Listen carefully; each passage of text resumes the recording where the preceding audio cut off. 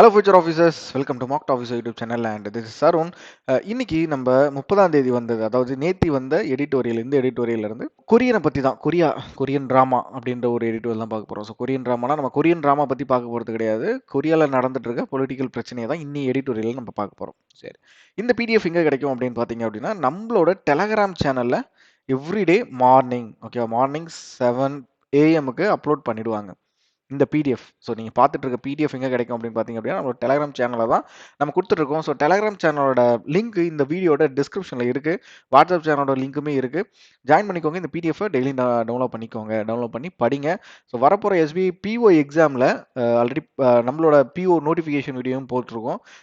சிறப்பான ரெஸ்பான்ஸ் கொடுத்தீங்க. நிறைய பேர் ரெஸ்பான்ஸ் கொடுத்தீங்க. எனக்கு அது ஆக்சுவலாக நம்ப முடியல. எல்லாருக்குமே ரொம்ப நன்றி. நம்மளோட சேனலை வந்து ஃபஸ்ட் டைம் வரவங்க நிறைய பேர் அந்த பிஓ நோட்டிஃபிகேஷன் பார்த்துட்டு நிறைய பேர் உள்ளே வந்திருந்தீங்க. நம்மளோட சேனல் நிறைய பேர் சப்ஸ்கிரைப் பண்ணியிருந்தீங்க. ஸோ எல்லாருக்கும் ரொம்ப ரொம்ப நன்றி. அதே மாதிரி நீங்கள் இப்போ தான் இந்த வீடியோ ஃபஸ்ட் டைம் பார்க்குறீங்க அப்படின்னாலும் எஸ்பிஐ பிஓ அந்த வீடியோ வந்து இந்த வீடியோட மேலே ஒரு ஐகார்டும் தரேன், இல்லைனா இந்த வீடியோட டிஸ்கிரிப்ஷனையும் கொடுத்து வைக்கிறேன். போய் பாருங்கள். எஸ்பிஐ பிஓ அப்ளை பண்ணுறதுக்கு முன்னாடி உங்களுக்கு என்னென்ன விஷயங்கள் உங்களுக்கு தெரியணும் அப்படின்றது தெரிஞ்சுக்கோங்க. நிறைய விஷயங்கள் இருக்குது அதில். ஸோ அந்த வீடியோ பார்த்தீங்க அப்படின்னாலும் கிளியராக தெரியும். நம்மளோட சேனலுக்கு ஃபஸ்ட் டைம் பார்க்குறீங்களா, இந்த வீடியோ ஃபஸ்ட் டைம் பார்க்குறீங்க அப்படின்னாலும் நம்மளோட சேனலை வந்து சப்ஸ்கிரைப் பண்ணிக்கோங்க. நோட்டிஃபிகேஷனை எனேபிள் பண்ணி வச்சுக்கிட்டீங்க அப்படின்னா நாங்கள் போட போகிற வீடியோஸ் டெய்லி வந்துடும். இந்த editorial video Monday to Friday, okay, Monday to Friday காலையில் 6 AM டெய்லியுமே அப்லோட் பண்ணிடுறோம். ஸோ லாஸ்ட் கொடுக்க ஆரம்பிச்சாச்சு, ஆல்ரெடி கொடுத்துட்ருக்கோம். அதனால தான் நான் அந்த டைமிங்குமே இப்போ சொல்லிடுறேன். ஸோ 6 மணிக்கு வீடியோ பார்த்துருங்க. 7 மணிக்கு அந்த பிடிஎஃபை டவுன்லோட் பண்ணி படிங்க. உங்களோட ஃப்ரெண்ட்ஸுக்கு ஷேர் பண்ணுங்கள். நம்மளோட சேனலை பற்றி உங்களோட ஃப்ரெண்ட்ஸ் குரூப், ஸ்டடி குரூப்லாம் நீங்கள் படிச்சுட்டு இருப்பீங்க. ஆஃப்லைன் சென்ட்ரல் படிச்சுட்டு இருப்பீங்க. ஸோ எல்லாருக்கும் சொல்லுங்கள், இந்த மாதிரி டெய்லி 6 மணிக்கு கொடுத்துட்ருக்காங்க. எடிட்டோரியலை க்ளீனாக எக்ஸ்பிளைன் பண்ண போகிறாங்க. எக்ஸ்பிளைன் பண்ணி அந்த வேர்ட்ஸ்க்கு என்ன சினானிம், அந்த ஆன்டினிம், அந்த மாதிரி தமிழ் மீனிங் என்ன அப்படின்றதையும் நம்ம இந்த வீடியோலேயே எக்ஸ்பிளைன் பண்ணிடுவோம். ஸோ வீடியோவை கடைசி வரைக்கும் பாருங்கள். அதுமாதிரி ஸ்கிப் பண்ணாமல் பாருங்கள். ஏன் ஸ்கிப் பண்ணாமல் பாருங்க அப்படின்னு சொல்லி நான் சொல்கிறேன் அப்படின்னா, இந்த பிடிஎஃப்ல வந்து நம்ம கொடுத்துருப்போம் அரௌண்ட் ஒரு 15 வேர்ட்ஸ், அதுக்கப்புறம் இடியம்ஸ் அண்ட் ஃப்ரேசஸ் 3 கொடுத்துருப்போம். பட் இருந்தாலும் இதில் சில, அதாவது கொடுக்காத சில வேர்ட்ஸ் வந்து நான் நடுவில் எக்ஸ்பிளைன் பண்ணுவேன். அதுக்கு என்ன மீனிங் அப்படின்றதுக்கு வீடியோ இடையில் நான் வந்து எக்ஸ்பிளைன் பண்ணுவேன். அதனால் வீடியோ ஸ்கிப் பண்ணி பார்க்காதீங்க. இந்த வீடியோ கடைசியிலையுமே வந்து அந்த வேர்ட்ஸ் வந்து நான் ஒரு வாட்டி உங்களுக்கு ரிவிஷன் மாதிரி கொடுப்பேன். அதையுமே பார்த்துருங்க. ஸோ அதனால் எடுத்தோன்னே நீங்கள் ரிவிஷனுக்கு போயிடாதீங்க. ஃபஸ்ட்டு எடிட்டோரியல் பாருங்கள். அந்த வேர்டு அந்த இடத்துல எப்படி யூஸ் ஆகிருக்கு, என்ன பார்ட்ஸ் ஆஃப் ஸ்பீச்சில் யூஸ் ஆகிருக்கு அப்படின்ட்டு தெரியணும். தெரிஞ்சால் தான் நம்ம அந்த வேர்டு யூசேஜை நம்ம லேர்ன் பண்ண முடியும். ஸோ ஆர்சி ஆகட்டும், இல்லைனா வந்து மேட்ச் ஆஃப் ஃபாலோயிங்காக இருக்கட்டும், எரர் ஸ்பாட்டிங்காக இருக்கட்டும், எல்லாத்துக்குமே நீங்கள் எடிட்டோரியல் அப்படின்ற ஒரு விஷயத்தை டெய்லியும் ஃபாலோ பண்ணிட்டு வரீங்க அப்படின்னாலே உங்களுக்கு அது ரொம்ப இம்ப்ரூவ்மெண்ட் நிறையவே கண்டிப்பாக நல்லாவே தெரியும். ஓகேவா? அதனால தான் சொல்கிறேன். சரி, நம்ம வந்து செஷன் ஸ்டார்ட் பண்ணிடலாம். ஸோ இதுதான் நீங்கள் நம்மளோட யூடியூப் சேனலுக்கு ஃபஸ்ட் டைம் வரீங்க அப்படின்னா மறக்காமல் சப்ஸ்கிரைப் பண்ணிவிடுங்க. ப்ளஸ் நோட்டிஃபிகேஷனை எனேபிள் பண்ணிவிடுங்க. ஸோ நோட்டிஃபிகேஷன் எனேபிள் பண்ணிட்டீங்க அப்படின்னா நாங்கள் போட போகிற இதுக்கப்புறம் வரப்போகிற எல்லா வீடியோஸுமே உங்களுக்கு நோட்டிஃபிகேஷன்லேயே வந்துடும். இதை தாண்டி நம்மளோட யூடியூப் சேனலில் நிறைய பிளேலிஸ்ட் கிரியேட் பண்ணியிருக்கோம். ஸோ எல்லா பிளேலிஸ்ட்டுமே உங்களுக்கு யூஸ்ஃபுல்லாக இருக்கும். சரியா? ஒரு பிகினராக இருந்தாலும் சரி, 1 இயர் நீங்கள் ப்ரிப்பேர் பண்ணிட்டு இருக்கவங்களாலும் சரி, உங்களுக்கு கண்டிப்பாக ரொம்ப யூஸ்ஃபுல்லாக இருக்கும். எல்லாத்தையும் செக் பண்ணி பாருங்கள். நம்ம வந்து செஷன் ஸ்டார்ட் பண்ணிடலாம். ஸோ ஆல்ரெடி சொல்லியிருந்தேன், இன்றைக்கி வந்து கொரியன் ட்ராமா பற்றி தான் நம்ம பார்க்க போகிறோம். But Korean drama means Korean drama அங்கே நடக்க போகிற அந்த அங்கே இப்போ நெட்ஃப்ளிக்ஸ், அமேசானில் வந்துட்டு இருக்க அந்த ட்ராமா கொரியன் ட்ராமா பற்றி கிடையாது. அங்கே பாலிடிக்ஸில் என்ன நடக்குது, பாலிடிக்ஸ்லேயே ஒரு ட்ராமா தான் நடந்துட்டு இருக்கு. என்ன ட்ராமா நடக்கிறது அப்படின்றத இந்த எடிட்டரில் பார்க்க போகிறோம். On South Korean politics. So already நான் சொல்லிட்டேன். South Korea's political class must prioritise constitutional stability. So first லைன்லேயே நம்மளுக்கு தெரிஞ்சு போச்சு என்ன பிரச்சனை அப்படின்றது. அங்கே வந்து கான்ஸ்டியூஷன் ஸ்டெபிலிட்டி கிடையாது, கான்ஸ்டியூஷன் கரெக்டாக கிடையாது அப்படின்ற மாதிரி நம்மளுக்கு ஃபர்ஸ்ட் லைன்லேயே சொல்லிட்டாங்க. இதை பற்றி தான் இந்த எடிட்டோரியலுமே இருக்க போகுது. பட் நிறைய புது வேர்ட்ஸை நீங்கள் லேர்ன் பண்ணிக்க போகிறீங்க. அதான் நம்மளுக்கு ரொம்ப இம்பார்ட்டன்ட். எடிட்டோரியல் படிக்கிறோம் அப்படின்னாலே அந்த வேர்ட்ஸ் லேர்னிங் தான் ரொம்ப இம்பார்ட்டன்ட். ஸோ அதை பற்றி தான் நம்ம இங்கே பார்க்க போகிறோம். சரி, ஸ்டார்ட் பண்ணுவோம். Over the decades, South Korea has evolved from the brutal military dictatorship to a pro-business democracy. ஒரு காலத்தில், அதாவது 1980 அதுக்கு முன்னாடிலாம் வந்து அங்கே வந்து மிலிட்ரி டிக்டேட்டர்ஷிப் தான் இருந்தது. இராணுவ ஆட்சி முறை தான் அங்கே இருந்திருக்கு. பட் இப்போ வந்து டெமோக்ரஸியாக மாறிட்டாங்க. 1980ஸ்க்கு அப்புறம் டெமோக்ரஸியாக மாறிட்டாங்க. அதுவுமே ப்ரோ பிஸ்னஸ் அப்படின்ற மாதிரி சொல்கிறாங்க. But the journey has also been bundled with the controversies. So controversies அப்படின்னா என்ன? So what is mean controversies அப்படின்னு சொல்லி பார்த்துறோமா? கருத்து மாறுபாடு அப்படின்னு சொல்லி தமிழ்ல சொல்றாங்க. பட் டிஸ்அக்ரிமெண்ட் ஓகேவா? அவரை பத்தி நிறைய கான்ட்ரோவர்சிஸ் வருது. அவரை பத்தி நிறைய தவறான கருத்துக்கள் வருது. ஸோ என்ன கான்ட்ரோவர்சிஸ் அப்படின்னு பார்ப்போம். இன்வால்விங் கரப்ஷன் அப்படின்றாங்க. ஸோ கரப்ஷன் அந்த அந்த அந்த ஊர்ல அதிகமாக இருக்குது அப்படின்ற மாதிரி சொல்றாங்க. Abuse of power. So power அதாவது என்கிட்ட இந்த பவர் இருக்கு, நீங்க வந்து என்னை தாண்டி எதுவும் பண்ண முடியாது அப்படின்ற மாதிரி ஒரு விஷயங்கள் இருக்கு. பொலிட்டிக்கல் வெண்டேட்டா அப்படின்றாங்க. கவனிங்களேன், இந்த வெண்டேட்டா அப்படின்றது நம்ம வந்து எடிட்டோர்ல வேர்டு கொடுத்துருக்க மாட்டோம். So what is vendetta? வெண்டேட்டானா என்ன அப்படின்றத பார்த்துருமா? Vendetta serious argument or dispute between two peoples. ரெண்டு ரெண்டு பேருக்குள்ள நடக்கிற ஒரு சீரியஸான ஆர்கியூமெண்ட்டோ இல்லைன்னா பிரச்சனையோ தான் நம்ம வந்து வெண்டேட்டா அப்படின்ற மாதிரி சொல்லுவோம். சரியா? சரி. The impeachment. What is mean by impeachment? இம்பீச்மெண்ட்னா என்ன சொல்றாங்க? இம்பீச்மெண்ட் அப்படின்றது அக்யூஸ், குற்றச்சாட்டுறாங்க. என்ன குற்றச்சாட்டு, யாரை குற்றச்சாட்டு பண்றாங்க அப்படின்றத தொடர்ச்சியா பார்ப்போம். The impeachment of the acting president. இப்போ பிரசிடென்ட் கிடையாது, அவருக்கு பதிலாக வேற ஒருத்தர் ஆக்டிங் பிரசிடென்டா போட்டிருக்காங்க. யாருன்னு பாத்தீங்க அப்படின்னா ஹன் டக் சு அப்படின்ற ஒருத்தர் வந்து ஆக்டிங் பிரசிடென்டா இருக்காரு. Who took charge a few days earlier. கொஞ்ச நாளைக்கு முன்னாடி தான் அவர் பதவி ஏத்தாரு. Following the impeachment. மறுபடியும் இம்பீச்மெண்ட். யாரு? Vote against president Yoon Suk Yeol. இவரு தான் வந்து ஆக்சுவலா south கொரியாவோட president.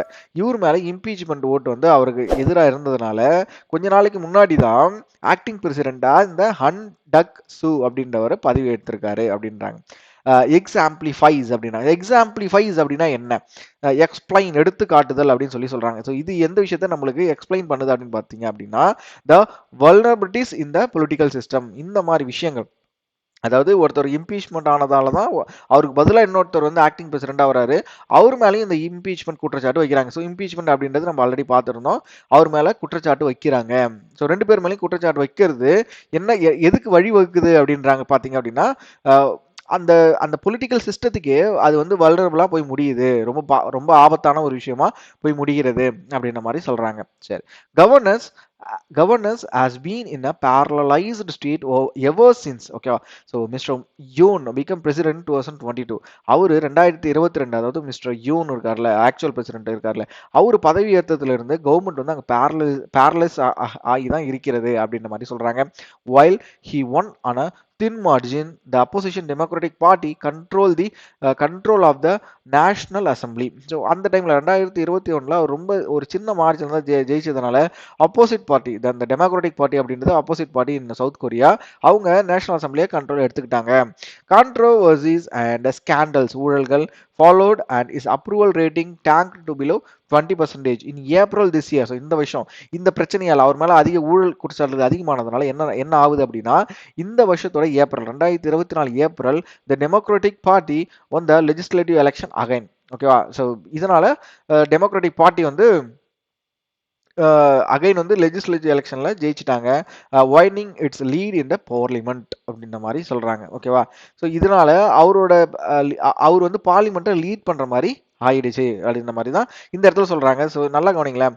while he won a thin margin, the opposition Democratic Party took control of the National Assembly. So இவர் வந்து டெமோக்ராட்டிக் பார்ட்டி தான் சேர்ந்தவர். அதனால மறுபடியும் என்ன நடக்குது, ஏப்ரல்ல இந்த வருஷமும் டெமோக்ராட்டிக் பார்ட்டி தான் இந்த லெஜிஸ்லேட்டிவ் எலெக்ஷனை ஜெயிக்குது. அதனால இவர் மறுபடியும் பார்லிமெண்டோட லீடா மாறுறாரு அப்படின்ற மாதிரி சொல்றாங்க. ஆஸ் த செசம் அப்படின்னா, ஸோ செசம் அப்படின்னா என்ன இந்த இடத்துல போட்டிருப்பாங்க. ஸோ பாஸ், பள்ளம் அப்படின்னு சொல்லலாம். ஸோ ஆழமான பள்ளம் அப்படின்ற மாதிரி சொல்றாங்க. இந்த இடத்துக்கு எதுக்கு ஆழமான பள்ளம் அந்த வேர்டு யூஸ் பண்றாங்க? பிட்வீன் தி பிரசிடென்சி அந்த opposition control National Assembly widened. ஓகேவா? ஸோ இவங்களுக்கு, அதாவது பிரசிடென்ட்டுக்கும் ஆப்போசிஷன் கண்ட்ரோல் நேஷனல் அசம்பிளிக்கும் இருக்கிற அந்த ஒரு பிரச்சனை அதிகமாகுது. Next, mister Yoon declared martial law earlier this week அப்படின்றாங்க. ஓகேவா?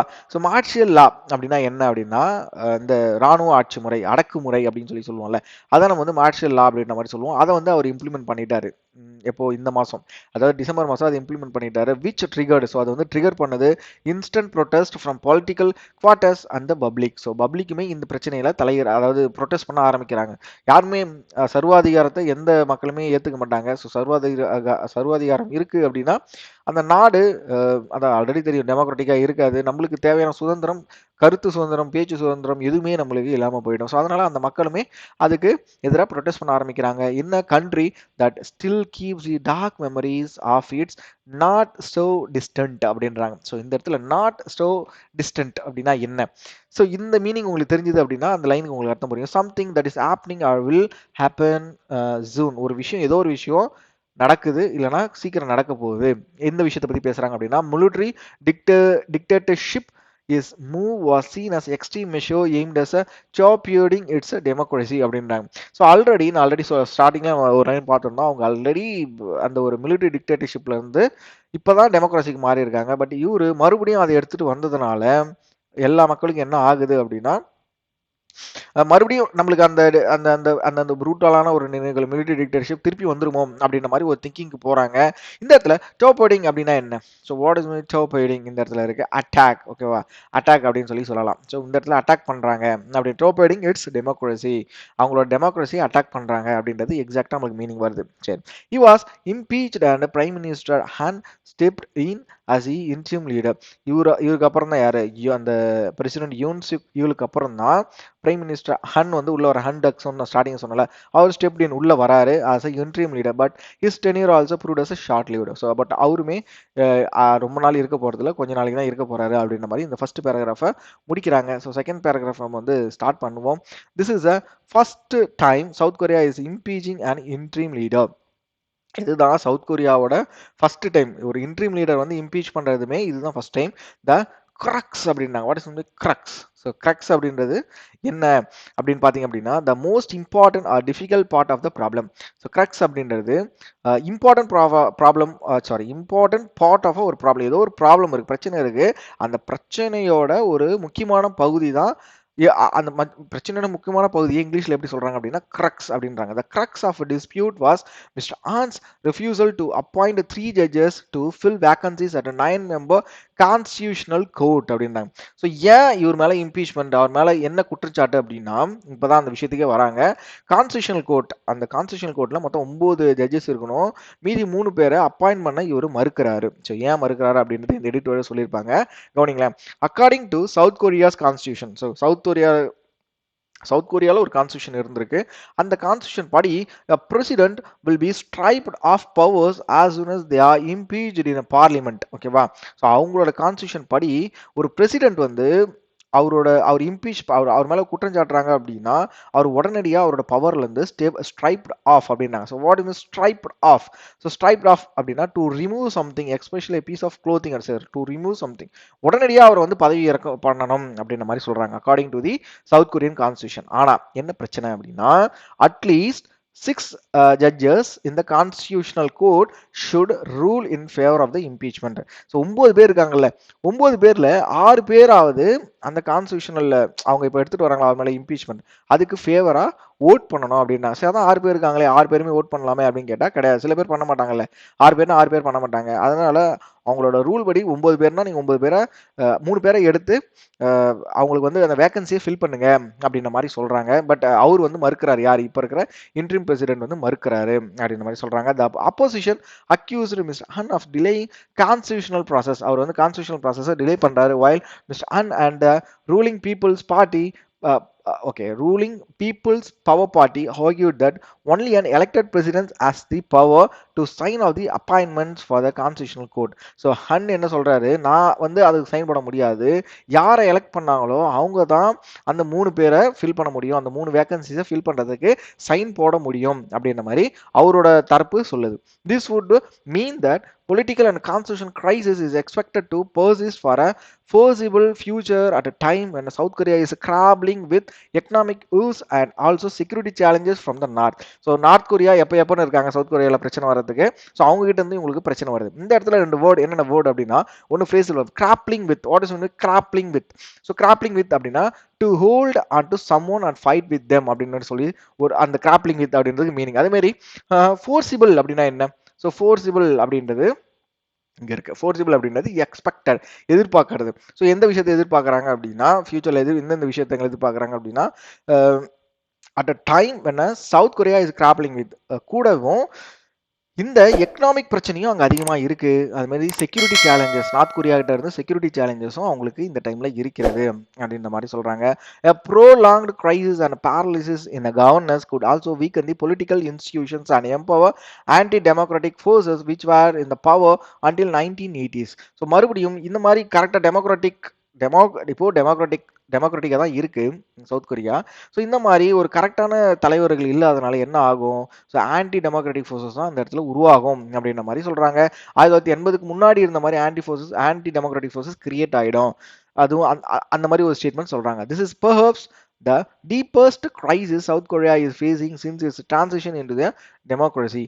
இந்த இந்த ஊழல் தான், அங்க இருக்கிற ஊழல் தான் எங்க எல்லா இடத்துலயும் தான் ஊழல் இருக்கு, அங்க மட்டும் ஊழல் கிடையாதுல்ல. ஸோ இந்த இடத்துல என்ன சொல்ல வராங்க, அவங்க பொலிட்டிக்கல் அந்த டெமோக்ரஸியா மாறினதுல இருந்து எந்த விஷயத்தை அதிகமா ஃபேஸ் பண்றாங்க அப்படின்னு பாத்தீங்க அப்படின்னா, இந்த ஊழல் பிரச்சனை, இந்த இம்பீச்மெண்ட், இந்த குற்றச்சாட்டு, இந்த மாதிரி பிரச்சனைகளை தான் அவங்க அதிகமா எதிர்கொண்டு வராங்க அப்படின்னு சொல்றாங்க. The new acting president should strive. So what is mean by strive? So strive அப்படின்றது அட்டெம்ப்ட், ஓகேவா, ஒரு விஷயத்தை வந்து நம்ம ட்ரை பண்றது. Strive for consensus with the key parties. Key part is an appointment to the constitutional court and expedite the impeachment proceedings against Mr. Woon. So என்ன என்ன இந்த எடிட்டர் எப்படி சொல்லி முடிக்கிறாங்க அப்படின்னா, இப்போ இருக்கிற ஆக்டிங் பிரசிடென்ட் வந்து கரெக்டாக அந்த 3 பேரை அப்பாயின்மெண்ட் பண்ணி அவருக்கு எதிரான இம்பீச்மெண்ட் ப்ரொசீடியர்ஸை ஃபாலோ பண்ணுங்க.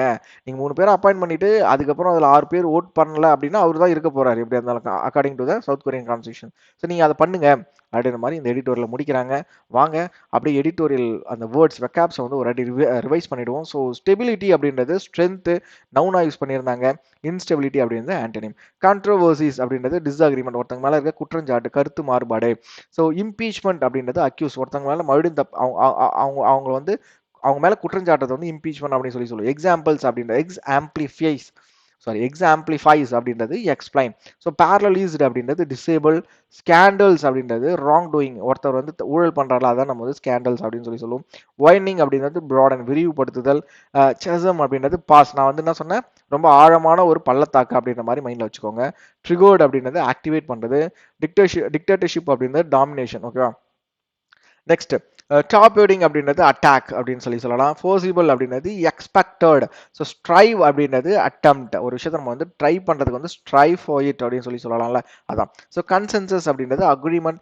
எக்ஸ்பெடிட் அப்படின்றது ஸ்பீட் அப், ஓகேவா. ஸோ ஃப்ரேசஸ் பார்த்தலாம். ஸ்டெப்ட் இன் அப்படின்றது to become involve in a difficult situation அப்படின்றது கரெக்டான ஒரு word, step in. So stripped of அப்படின்றது டு ரிமூவ் சம்திங், ஒரு விஷயத்தை ரிமூவ் பண்றது. கிராப்ளிங் வித் அப்படின்றது to hold on to someone fight with them, ஓகேவா.